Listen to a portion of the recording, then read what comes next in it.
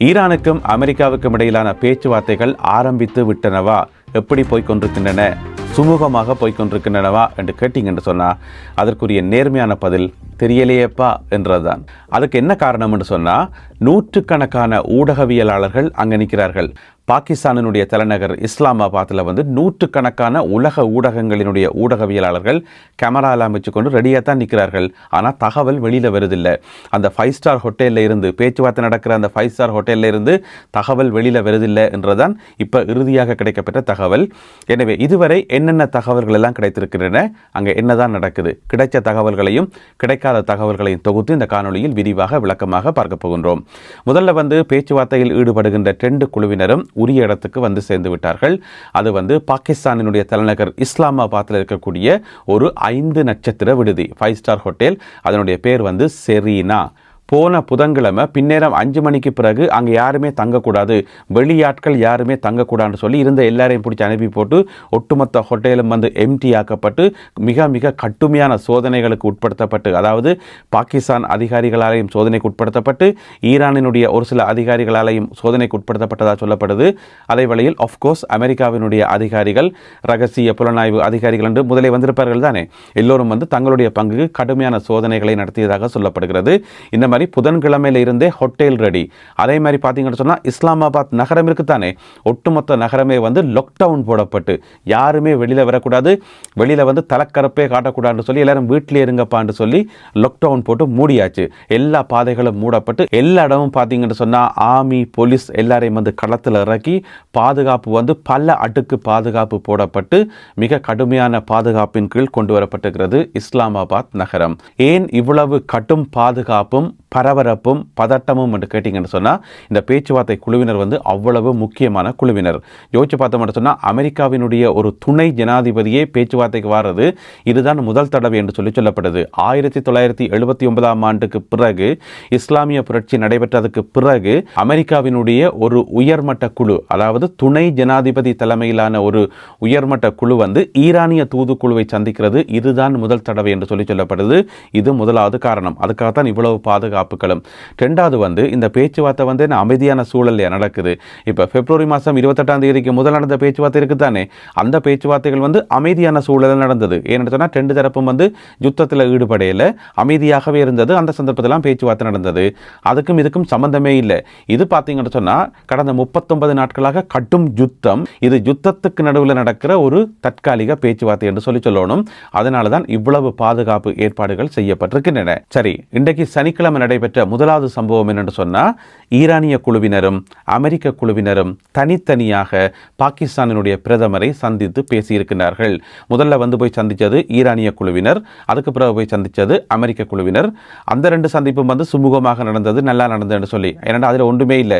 தனித்தனியாக பாகிஸ்தான் பிரதமரை சந்தித்து கலைக்கிறதுல எந்த விதமான ஒரு கஷ்டமான விஷயமும் இல்லை. எனவே அது சுமூகமாக நடந்திருக்குது. இந்த பேச்சுவார்த்தைகள் இந்த நிமிஷம் வரைக்கும் ஆரம்பிச்சிட்டுதா இல்லையா என்று சொல்லி தெரியாமல் இருக்கிறதுக்கு இன்னும் ஒரு காரணம் இருக்குது.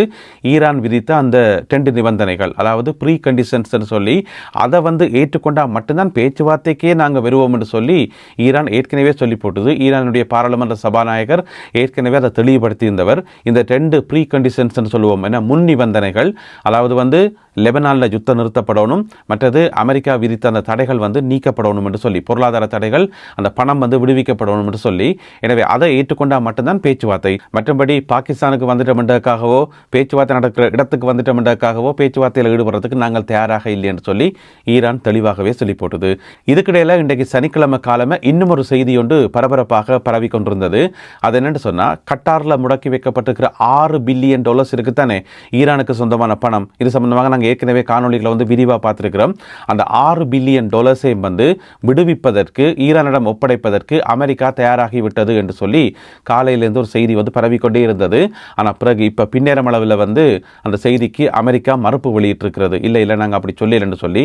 அதனுடைய அர்த்தம் என்னென்னு சொன்னால், இந்த ப்ரீ கண்டிஷன்ஸ் ஏற்றுக்கொள்ளப்படையில, ஏற்றுக்கொள்ளாட்டி பேச்சுவார்த்தை நடக்குமா இல்லை தானே. எனவே இந்த ஒரு குழப்பத்தில் இருப்பதாக சொல்லப்படுகிறது.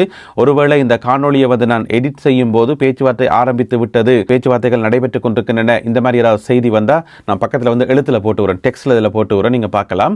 எனவே இந்த நிமிஷம் வரைக்கும் பேச்சுவார்த்தைகள் ஆரம்பிக்கப்படவில்லை.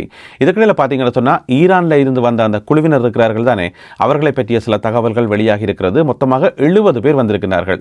இந்த வந்த குழுவினர் வந்து ஒரு சாதாரண குழுவினர் இல்லை என்று சொல்லப்படுகிறது. எல்லாருமே வந்து உயர்மட்ட குழுவினர் என்று சொல்லி எங்கள் எல்லாருக்குமே தெரியும். பாராளுமன்ற சபாநாயகர் முகமது பாகர் கலிபஃப் அவர்களுடைய தலைமையில் தான் இந்த பேச்சுவார்த்தை நடக்குது. அவர்தான் இந்த டீம் லீடர். மற்றது ஈரானுடைய வெளியுறவு அமைச்சர் அப்பாஸ் அராக்சி வந்து கலந்து கொள்கின்றார்கள். அவர்களை தவிர இன்னும் பல பேர் இருக்கிறார்கள், வெளியில தெரியாத ஆனால் பெரிய பெரிய நிபுணர்கள் என்று சொல்லப்படுகிறது. அதாவது நிபுணத்துவம் வாய்ந்த தூதுவர்கள், மற்றது பேச்சுவார்த்தை நிபுணர்கள், இராணுவ நிபுணர்கள், சட்ட ஆலோசகர்கள், மற்றது நிதியியலாளர்கள், ஈரானினுடைய மிக முக்கியமான நிதியியல் அறிஞர்களும் இந்த டீமில் இருப்பதாக சொல்லப்படுகிறது. ஆனால் அவர்களுடைய பெயர் விவரங்கள், அவர்கள் வந்து பெரிய ஊடகங்களில் வந்து ஊடக வெளிச்சம் இல்லாதவர்கள், ஆனால் ஈரானுக்கு மிக மிக முக்கியமானவர்கள் என்று சொல்லி பெரிய ஒரு டீமை தான் ஈரான் வந்து அனுப்பியிருக்கிறது. ஏன்னு சொன்னால் இந்த பேச்சுவார்த்தை வந்து சுமூகமாக நடக்கணும் என்றதுக்காக. அதே வேளையில் அமெரிக்க தரப்பில் இருந்து அமெரிக்காவினுடைய துணை ஜனாதிபதியே வந்திருக்கிறார். அது வந்து மிக முக்கியமான ஒரு நிகழ்வாக பார்க்கப்படுது. இந்த சந்தர்ப்பத்தில் வந்து இதுக்கு முதல் நடந்துதானே பேச்சுவார்த்தைகள் பிப்ரவரி மாதம் 28ஆம் தேதிக்கு முதல். அதை பற்றின ஒரு சில விஷயத்தை நான் உங்களுக்கு சொல்லணும். ஏன்னு சொன்னால் அதில் கலந்து கொண்ட டீம் இருக்குத்தானே, அமெரிக்க தரப்பில் கலந்து கொண்ட டீம், அந்த டீம் தான் எல்லா அழிவுகளுக்கும் காரணம் என்று சொல்லி இப்போ கடுமையான குற்றச்சாட்டுகள் முன்வைக்கப்படுது. யோசிச்சு பார்த்தோம்னு சொன்னால் எங்களுக்கு தெரியுமா ஸ்டீவ் விட்கோஃப் யாருன்னு சொல்லி. ஏன்னு சொன்னால் அவர் வந்து முக்கியமான ஆள் இல்லை, அரசியல்லையோ அல்லது எங்குமே முக்கியமான ஆள் இல்லை. அவர் வந்து டொனால்ட் ட்ரம்ப் அவர்களுடைய நண்பர். மற்றது அவர் ஒரு ரியல் எஸ்டேட் அதிபராம். அதாவது டொனால்ட் ட்ரம்ப் அவர்களுடைய ஒரு பிஸ்னஸ் பார்ட்னர் என்று சொல்லலாம். அவரை கூட்டிக் வந்து யாராவது பேச்சுவார்த்தைக்கு விடுவினமா இல்லையேன. அதே மாதிரி பார்த்தீங்கன்னு சொன்னால் இன்னும் ஒரு ஆள் வந்து ஜரட் குஷ்னர் என்று சொல்லி, அவரையும் எங்களுக்கு தெரியாது. அவர் என்ன பெரிய நிபுணரா அல்லது பெரிய அறிஞரா இல்லைத்தானே. அவருக்கு இருக்கக்கூடிய ஒரே ஒரு தகுதி என்னென்று சொன்னால் டொனால்ட் ட்ரம்ப் அவர்களுடைய மருமகன். எனவே இந்த 2 பேரையும் பேச்சுவார்த்தையில் ஈடுபட விட்டால் மத்திய கிழக்கு பிரச்சனை இவ்வளவு பெரிய பிரச்சனை, இவ்வளவு அரசியல் வரலாறு, அதுக்கு பின்னால இவ்வளவோ விஷயங்கள் இருக்குது, இவ்வளவோ ஆழமான அரசியல் விஷயங்களும் நீண்ட கால விஷயங்களும் வரலாற்றோட பின்னி பிணைஞ்ச கணக்க சம்பவங்கள் எல்லாம் அதுக்கு பின்னால் இருக்கின்றது எங்கள் எல்லாருக்குமே தெரியும்.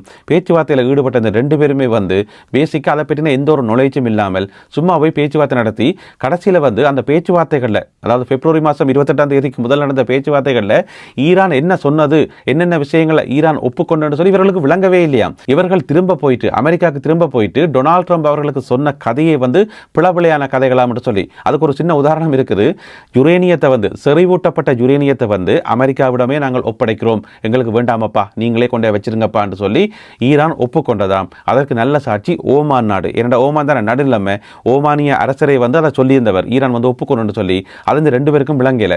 இவை 2 பேரும் அங்கே போய் சொல்லிக்கிறேன் டொனால்ட் ட்ரம்புக்கு, இல்லை ஈரான் வந்து தொடர்ந்து யுரேனியத்தை வந்து செறிவூட்டி கொண்டே இருக்குமாம், யுரேனியத்தை வந்து கைவிடவே மாட்டார்களாம் என்று சொல்லி. ஒருவேளை காதில் ஏதாவது பிரச்சனை என்னவோ தெரியல, இந்த மாதிரி போய் அங்கே சொல்லித்தான் டொனால்ட் ட்ரம்ப் வந்து டென்ஷன் ஆகி இந்த யுத்தமே நடந்ததாக சொல்லப்படுது. எனவே ஒரு சிக்கலான விஷயத்தை வந்து பேச்சுவார்த்தை மூலம் தீர்க்கக்குள்ள அதுக்கு வந்து நிபுணத்துவம் உள்ள ஆட்களை வந்து அனுப்பணும். என பேச்சுவார்த்தை குழுன்றது எல்லா விதமான அனுபவத்தையும் கொண்ட ஒரு பொறுமையான பக்குவமான ஒரு எல்லாத்தையும் அலசி ஆராயக்கூடிய ஒரு குழுவாக இருக்கணும். எனவே இப்பதான் வந்து அமெரிக்கா முதல் முறையாக ஜேடி வான்ஸை அனுப்பினதன் மூலம் ஒரு சரியான பேச்சுவார்த்தை குழுவை வந்து ஃபார்ம் பண்ணி இருக்குது. இப்பதான் சரியான ட்ரக்குக்கே அமெரிக்கா வந்திருக்கு என்று சொல்லப்படுது. எனவே இந்த பேச்சுவார்த்தைகள் வந்து சுமூகமாக நடக்கணும். ஈரான் விதித்த அந்த ப்ரீ கண்டிஷன்ஸை வந்து ஏற்றுக்கொள்ளுமா இல்லையான்றது தெரியல. எனவே என்ன நடக்க போகுதுன்றதை பொறுத்திருந்தான் பார்க்கணும். இதுக்கிடையில் இன்னும் ஒரு தகவல் ஒன்றும் வெளியாக இருக்கிறது. இந்த பேச்சுவார்த்தை மேசையில் வந்து அமெரிக்காவினுடைய டார்கெட், ஒரே டார்கெட் வந்து ஒன்று வந்து ஹோர்முஸ் நீரிணையை திறக்கிறது. அதை விடவும் எந்த வகையிலையும் திரும்ப யுத்தம் ஆரம்பிக்க கூடாது. இப்போ 14 நாட்கள் கழிய 2 கிழமை முடிய திரும்ப யுத்தத்தில் அமெரிக்கா ஈடுபடுமான்னு கேட்டீங்கன்னு சொன்னால் அதற்கு அமெரிக்கா கொஞ்சம் கூட தயாராக இல்லை. எனவே எப்படியாவது கதைச்சு எதையாவது கதைச்சு திரும்ப யுத்தம் வராத மாதிரி பார்த்து கொள்ள வேண்டிய தேவை வந்து அமெரிக்காவுக்கு இருப்பதாக சொல்லப்படுது. ஈரான் வந்து சமாதானத்தை விரும்புது, யுத்தத்தை விரும்பல. ஆனால் நிரந்தரமான சமாதானம் வேணும். இந்த தற்காலிகமான சமாதானத்தில் எங்களுக்கு உடன்படிக்கை இல்லை, நிரந்தரமான சமாதானம் வேணும் என்றுதான் ஈரான் வந்து ஒரேபடியாக நிற்குது. அதே நேரம் அமெரிக்கா வந்து திரும்ப யுத்தத்துக்கு போறதுக்கு தயாராக இல்லை என்று சொல்லப்படுகிறது. அதுக்கு காரணம் இந்த யுத்தத்தால் அவர்களுக்கு ஏற்பட்ட பாரிய இழப்பு, மற்றது அமெரிக்க மக்கள் மத்தியில் இந்த யுத்தம் வந்து அன்பாப்புலர், பிரபலம் இல்லாத யுத்தம், தேவையில்லாத யுத்தம், இந்த மாதிரியான கருத்துக்கள் வந்து ஆழமாக பரவி இருக்கிறது அமெரிக்க மக்கள் மத்தியில். அது டொனால்ட் ட்ரம்ப் அவர்களுக்கும் இப்ப தெரிய வந்திருக்கு என்று சொல்லப்படுகிறது. அதை விட மிக முக்கியமானது நவம்பர் மாதம் மாதம் அமெரிக்காவில் வந்து தேர்தல் வரப்போகுது. எனவே அந்த தேர்தலில் வந்து டொனால்ட் ட்ரம்ப் அவர்களுடைய கட்சி வந்து வெற்றி பெறுமா இல்லையான்றதே இப்போ பெரிய கேள்விக்குறியாக இருப்பதாக புள்ளி விவரங்களும் கருத்து கணிப்புகளும் வந்து சொல்ல ஆரம்பித்திருக்கிறார்கள். எனவே அதுவரை டொனால்ட் ட்ரம்ப் அவர்களுக்கு பிட்டிய பிரச்சனை. எனவே எப்பாடுபட்டாலும் இந்த யுத்தத்தை வந்து தொடரவே கூடாது என்றதில் அமெரிக்க டீம் வந்து உறுதியாக இருப்பதாக சொல்லப்படுது. மேலதிக தகவல்கள் கிடைக்கின்ற போது அவற்றையெல்லாம் தொகுத்துக்கொண்டு அடுத்த காணொளியில் உங்களை நான் சந்திக்கின்றேன். அதுவரை நன்றி, வணக்கம்.